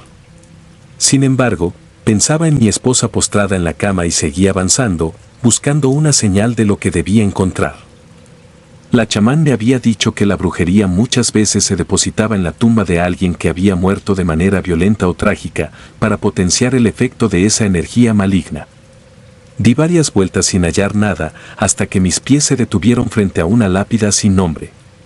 El mármol estaba agrietado y lleno de hongos verdosos. Sobre ella había un paño blanco atado con cintas rojas que parecían manchadas de algo oscuro. Al acercarme, sentí un hormigueo en la nuca. Sabía en mi interior que ese lugar guardaba la pieza clave. Desaté con cautela las cintas y retiré el paño. Dentro encontré tierra mezclada con restos de lo que parecía ser la misma sustancia que habíamos encontrado en la puerta de mi casa. Había también un papel con mi nombre y el de mi esposa escritos en él, acompañados de símbolos extraños que reconocí vagamente de las lecturas que había hecho sobre brujería. Noté además que el frasco que yo llevaba en el paño negro se calentaba en mis manos, como si latiera. Supe sin lugar a dudas que ese era el trabajo que mi ex había hecho para maldecirnos. Tuve ganas de salir corriendo de ahí, pero sabía que no podía dejar las cosas a medias. Llevé todo el paquete a la pequeña capilla abandonada dentro del cementerio, siguiendo las indicaciones de la chamán. Ella me había dicho que debía quemar todos los objetos y rezar con fe. Sentí un miedo atroz cuando me di cuenta de que estaba solo en ese lugar lúgubre, con el corazón encogido y la mente llena de terror. Aún así, prendí fuego a una vela que llevaba en el bolsillo, sosteniéndola con mano temblorosa. El calor de la llama me dio un poco de valor. Abrí el frasco, arrojé su contenido junto con el resto de la tierra y el papel maldito sobre una vasija metálica que encontré cerca de una pared carcomida por la humedad. El olor que emanó esa mezcla cuando el fuego empezó a consumirla me revolvió el estómago. Una humareda espesa se elevó hacia el techo, formando figuras que parecían retorcerse en el aire. Quise rezar, pero mis labios se atoraron. Fue como si una fuerza invisible me estuviera oprimiendo. Pese a todo, comencé a pronunciar algunas palabras que me recordaban las plegarias de mi infancia, pidiéndole a Dios y a los espíritus bondadosos que rompieran ese mal. El humo comenzó a dispersarse y una sensación de alivio casi imperceptible empezó a inundarme. Regresé a casa agotado física y mentalmente, convencido de que habíamos avanzado en romper la maldición. Cuando entré, mi madre me dijo que mi esposa, quien había pasado todo el día desvanecida, mostró una leve mejoría cerca del mediodía. Sentí una punzada de esperanza. Durante la noche, su fiebre se redujo y pudo dormir unas horas sin sobresaltos. Aún así, no quise celebrar antes de tiempo. Algo dentro de mí me decía que el peligro no había terminado. Los siguientes días fueron un extraño vaivén. A ratos mi mujer mostraba síntomas de recuperación y en otros volvía a sumirse en un estado de desvarío. La llevamos de nuevo con la chamán, que advirtió que el rencor de mi exnovia era tan intenso que seguía alimentando el trabajo a distancia. No bastaba con quemar los objetos, también tenía que cortarse todo lazo con aquella persona que nos deseaba el mal. Eso implicaba enfrentarla o, al menos, hacerle saber que conocía su brujería y no temía romperla. Confieso que me inundó un pavor inmenso ante la idea de buscarla y encararla. La situación se volvió más oscura. Cada mañana, las paredes de nuestra casa aparecían salpicadas con manchas extrañas, como sombras alargadas que solo podían verse con la tenue luz del amanecer. Sentía pasos en el pasillo durante la noche, crujidos en el techo que se repetían a la misma hora y la respiración agitada de mi esposa a mi lado, como si estuviera atrapada en un sueño lleno de demonios. Junté coraje y me dirigí a la casa donde había sabido que mi exnovia vivía actualmente.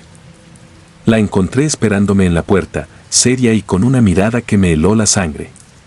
No tuvimos un diálogo extenso, tan solo crucé su mirada llena de rabia y le grité entre dientes que sabía lo que estaba haciendo.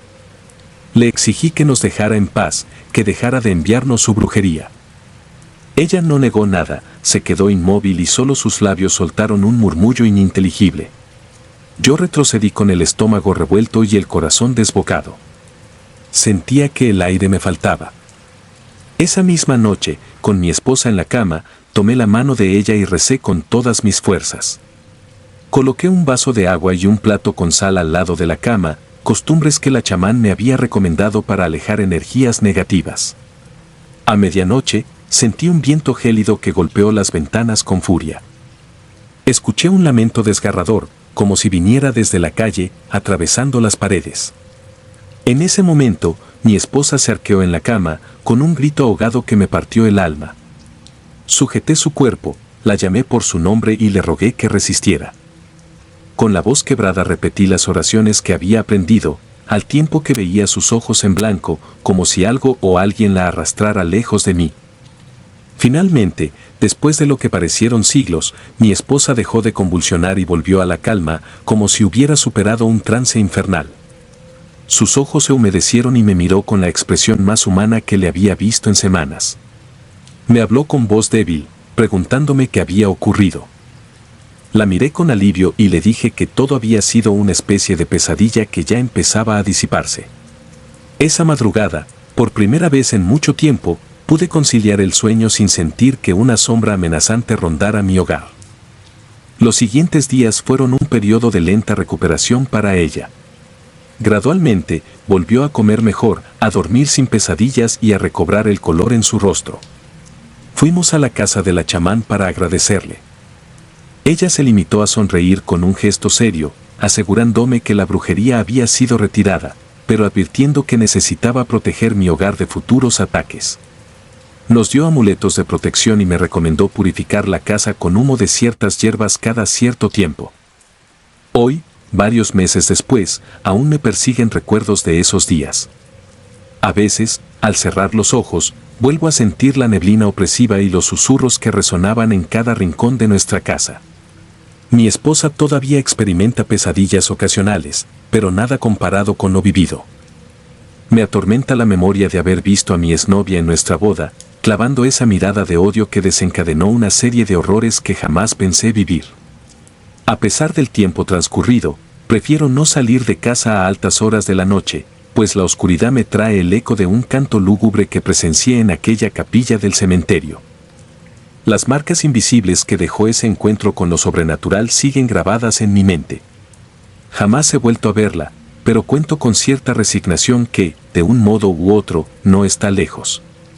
A veces creo divisar su figura en algún pasillo de supermercado, o escucho su voz entre risas ajenas y mi corazón se contrae. El miedo no me abandona del todo, porque sé que no hay fronteras definitivas cuando alguien se sumerge en ese abismo de la brujería para dañar. Siento un escalofrío cada vez que veo tierra oscura en el jardín o rastros de tierra extraña en nuestra entrada. Es como si algo en mi interior temiera que el ciclo se repita.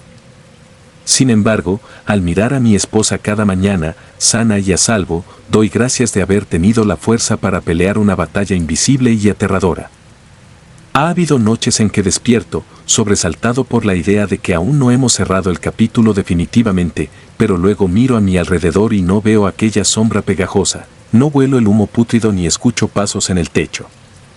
Intento vivir con la certeza de que la fe, el amor y la determinación nos han brindado una tregua duradera y cada día que pasa es un día que vencemos al horror que intentó separarnos. No sé si alguna vez superaremos por completo lo que nos ocurrió. He aprendido que el miedo a lo desconocido cala hondo y deja cicatrices en el alma, pero también nos enseña la magnitud del amor cuando es puesto a prueba. Hoy, cuando miro a mi esposa sonreír, recuerdo aquel día de la boda, el instante en que vi su rostro tenso mientras recorría el pasillo, y no puedo evitar sentir un leve temblor al pensar en lo que tuvimos que enfrentar. Esta historia, que muchos calificarían de irreal, es mi verdad.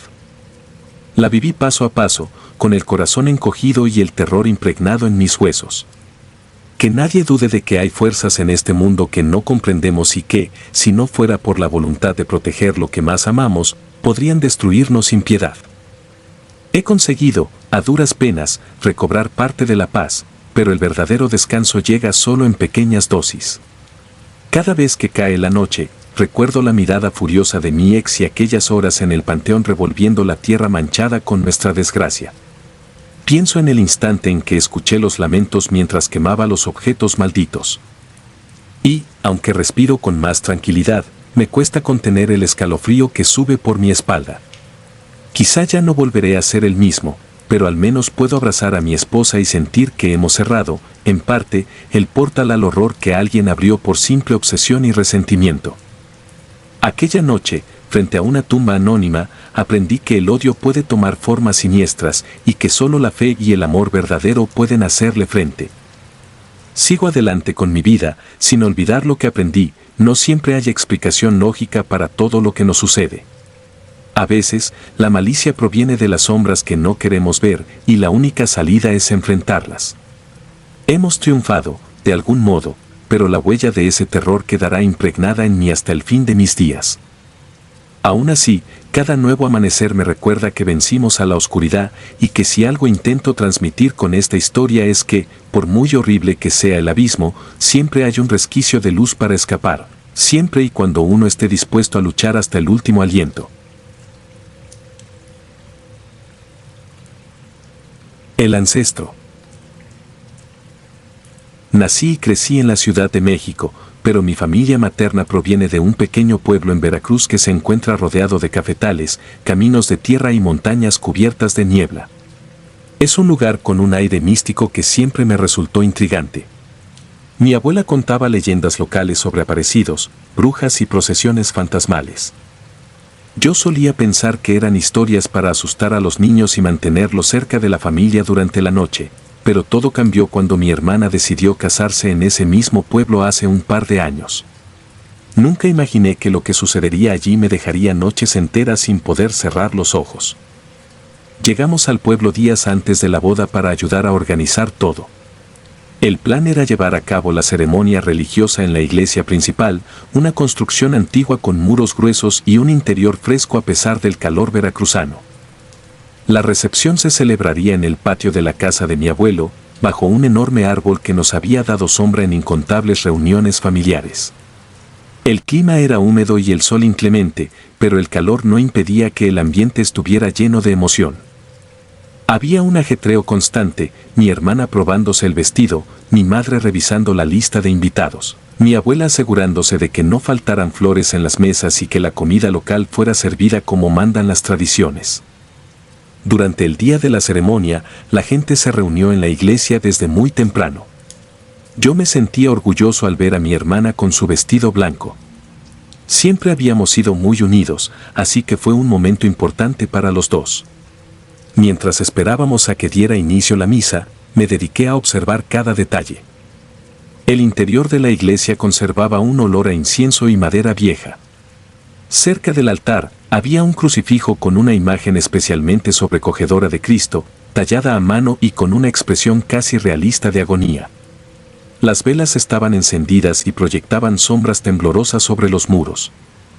Sin embargo, todo aquello me parecía más fascinante que siniestro. La ceremonia transcurrió sin sobresaltos. El sacerdote habló sobre el amor y la importancia de la familia. Vi a mi hermana y a su esposo intercambiar las arras y darse el beso que selló la unión. Al salir de la iglesia, el bullicio de la gente rompiendo en aplausos se mezcló con los vivos colores de las flores que colgaban en la entrada. El aire olía a mezcla de perfume y sudor festivo. El fotógrafo, un conocido del pueblo, disparaba su cámara a cada segundo. Nos tomamos fotos grupales con los novios, con nuestra madre, con los tíos y con mi abuela que no dejaba de sonreír. La celebración en casa de mi abuelo fue igual de alegre al principio. Mesas largas con manteles blancos y centros de mesa llenos de flores naranjas y rojas adornaban el patio. Algunos primos y tíos tocaron música tradicional con arpa y jarana. El ambiente se llenó de risas, anécdotas e historias familiares que siempre se reviven en esas reuniones. Las horas pasaron rápidas y, ya avanzada la noche, la mayoría seguía bailando y bebiendo café recién molido. Todo parecía perfecto, sin un solo indicio de la pesadilla que vendría después. 2 días después de la boda, el fotógrafo llegó con las imágenes impresas y algunos archivos digitales. Los novios, mi abuela y yo nos reunimos en la sala grande de la casa de mi abuelo para verlas. Había fotos muy bellas de mi hermana y su esposo en la iglesia, con la luz del atardecer entrando por los vitrales. Otras capturaban las risas de los invitados en el patio, las flores, la comida típica y toda esa atmósfera de alegría que caracterizó la boda. Sin embargo, casi al final, encontramos una imagen que nos dejó paralizados.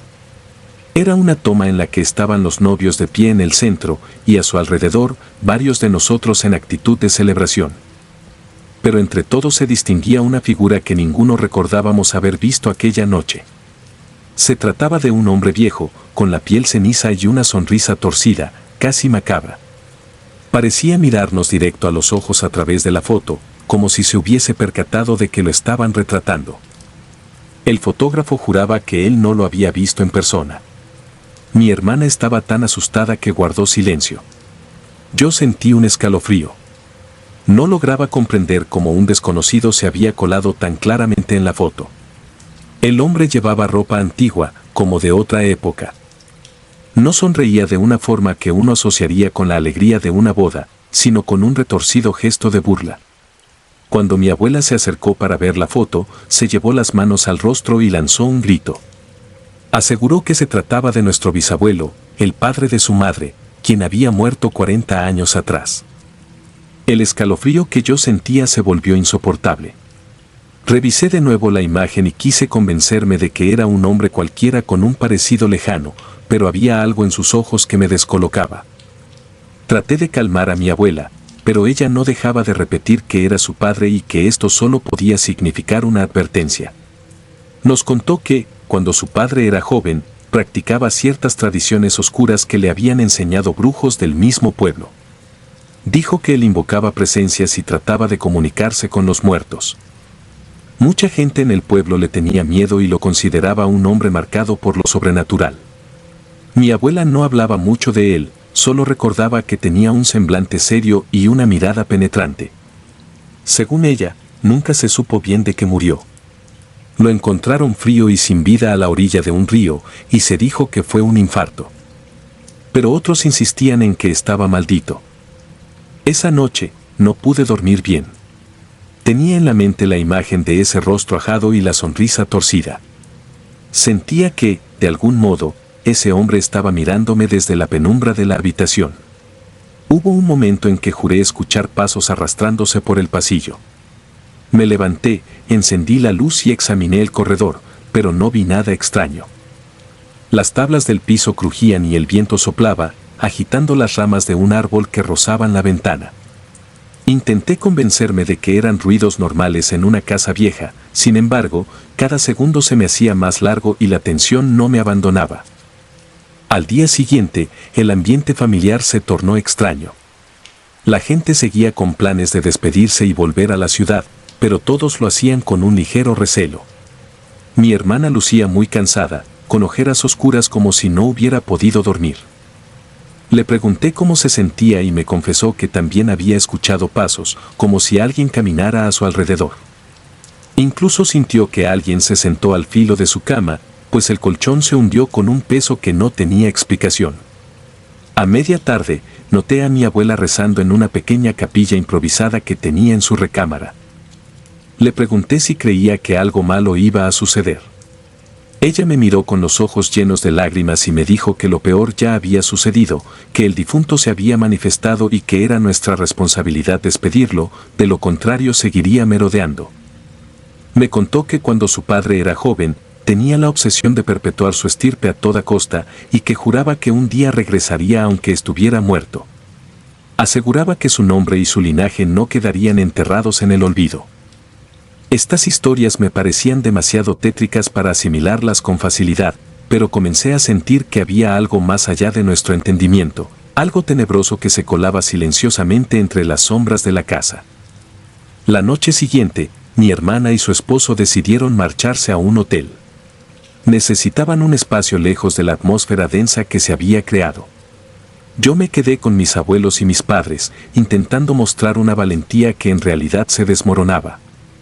Pasadas las 10, cuando todos se disponían a dormir, me senté en el patio, mirando las estrellas. La luna iluminaba el enorme árbol donde 2 días atrás habíamos festejado la boda. Todo estaba en silencio, pero el silencio mismo me inquietaba. Recordé la foto y esa mirada del hombre cenizo. De pronto, escuché el quejido de la madera.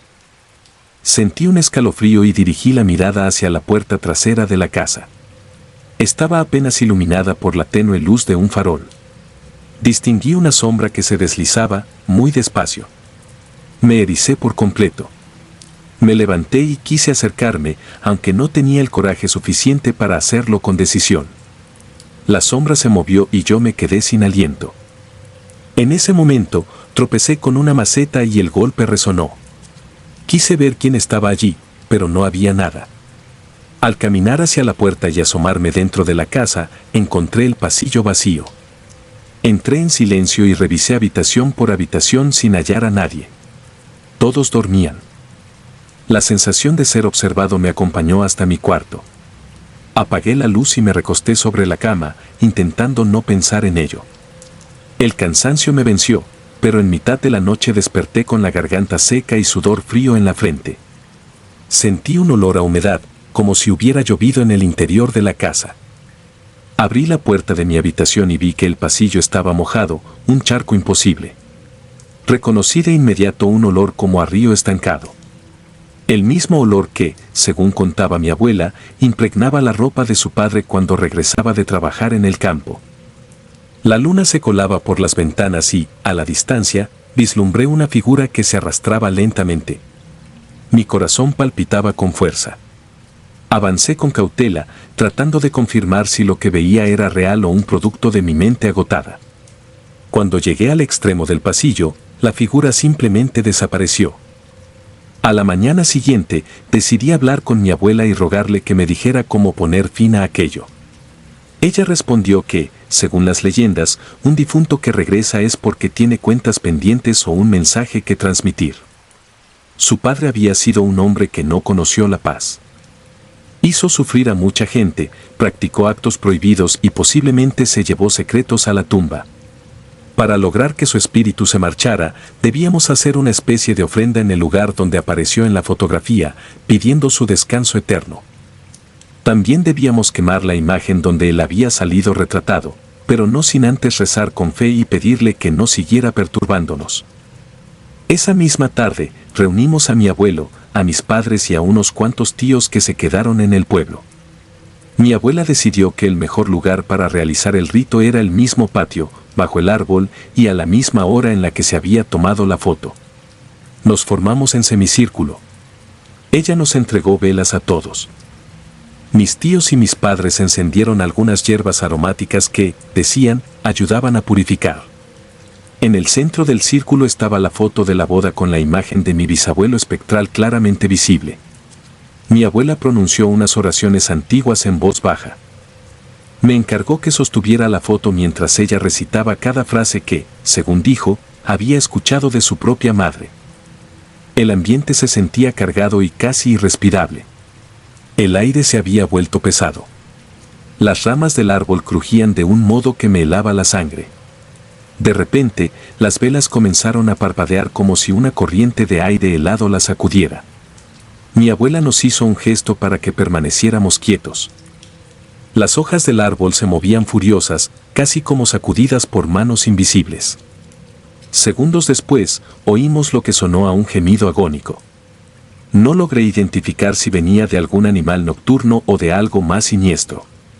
Me quedé tan paralizado que apenas noté cómo mi madre se agarraba a mi brazo. Mi corazón palpitaba con un ritmo desbocado. Mi abuela terminó su rezo y me hizo una señal. Tomé un encendedor y acerqué la llama a la esquina de la fotografía, pidiendo en mi fuero interno que ese acto nos librara de la perturbación. El fuego fue consumiendo la imagen. Lo más espeluznante fue ver cómo la cara ceniza y la sonrisa torcida de mi bisabuelo parecieron retorcerse en el papel conforme se derretía y ennegrecía. Cuando las llamas terminaron con la foto, una ráfaga de viento helado nos sacudió a todos. Fue tan fuerte que hasta las velas casi se apagaron. Mi abuela susurró que aquello era la confirmación de que el alma de mi bisabuelo había estado presente, pero que, con suerte, se marcharía en paz. Por unos segundos, todos permanecimos en silencio, llenos de temor. Sentí que me faltaba el aire y tenía las piernas temblorosas. Sin embargo, poco a poco, el viento se calmó y las hojas del árbol dejaron de moverse con aquella violencia. El patio recuperó su quietud habitual, y nosotros, sin soltar palabra, recogimos los restos de la foto quemada y los pusimos en una caja de madera vieja que mi abuelo trajo. La sellamos y la enterramos en un rincón apartado del terreno, con la esperanza de que aquello sirviera como un descanso final. Durante el resto de la noche, me costó conciliar el sueño, pero no volví a escuchar pasos ni a percibir presencias extrañas. A la mañana siguiente, mi hermana llamó diciendo que había dormido bien por primera vez desde que se casó. Se sentía aliviada, como si por fin algo se hubiera liberado de nuestro alrededor. Me comentó que incluso su esposo, quien tenía pesadillas recurrentes desde la boda, había amanecido más tranquilo. Decidimos que era momento de regresar a la ciudad, pero todos coincidimos en que jamás olvidaríamos lo vivido. Al partir, me despedí de mi abuela y la vi con un rostro más sereno. Me dijo que las deudas del pasado a veces se cobran de formas insospechadas, pero que el amor de la familia es más poderoso que cualquier maldición. No quise indagar más. Me marqué con el corazón aún inquieto, repasando una y otra vez ese horrible rostro cenizo y esa sonrisa torcida. Hoy, cada vez que veo las fotografías de la boda que mi hermana conserva, evito buscar entre los rostros a ver si descubro a alguien extraño, porque no soportaría encontrar de nuevo esa mirada burlona acechando desde el más allá. Han pasado algunos años y no he vuelto a experimentar nada parecido. Sin embargo, a veces, al acostarme, recuerdo el olor a humedad que percibí aquella noche y siento un leve temblor que recorre mi cuerpo. No importa cuánto me esfuerce, no logro borrar de mi mente la idea de que, de algún modo, el pasado sigue vivo. A veces se manifiesta en las esquinas más inesperadas, en las fotografías familiares o en los silencios nocturnos de una casa vieja.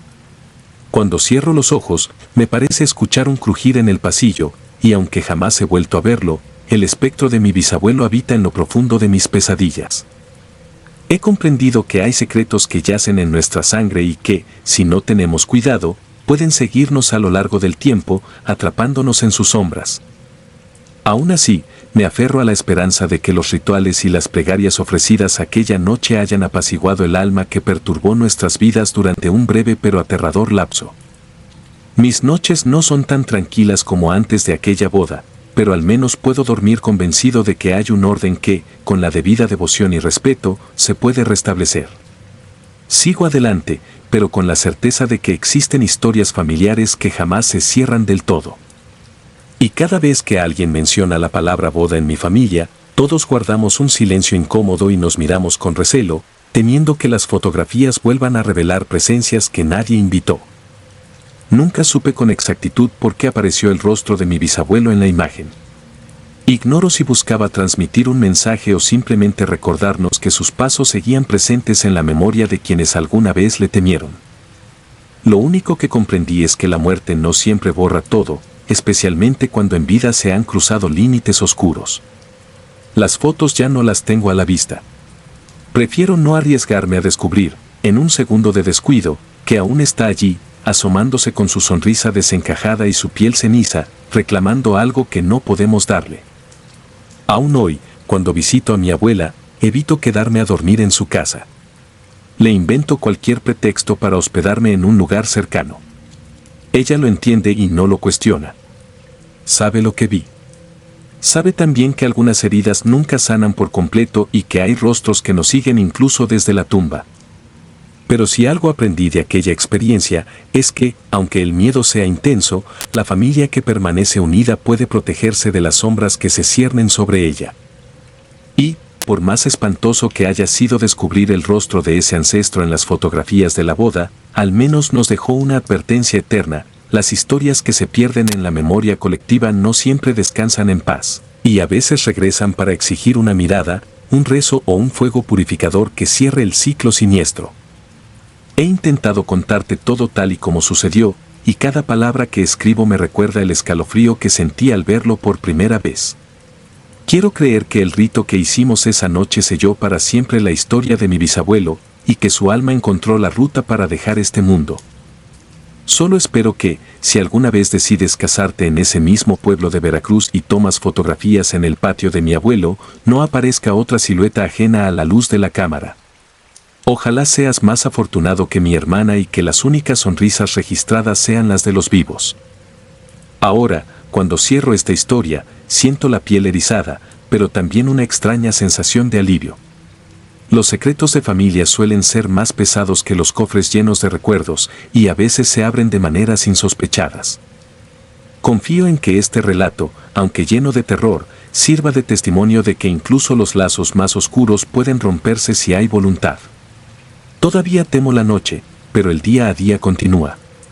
Sigo adelante, con la certeza de que, mientras el amor nos mantenga unidos, ninguna sombra del pasado podrá anclarse para siempre a nuestra realidad.